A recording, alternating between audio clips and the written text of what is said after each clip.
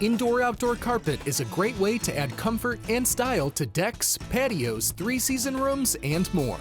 Start by preparing the installation area by sweeping up any dust and debris. Next, place double-sided carpet tape around the perimeter of the room. Then, place 6x6-inch crosses of tape spaced out in 2-foot intervals. Leave the protective covering on the top side of the tape. Position the carpet in the room, allowing for a couple extra inches on each side. Pull half of the carpet back over itself. Peel the protective covering off the tape and replace the carpet, smoothing it out from the center of the room towards the walls. Then, do the same steps for the other half. Once the carpet is placed and smoothed out on the tape, you can trim the excess. Use the butt end of the carpet knife to crease the carpet tightly into the corner of the wall.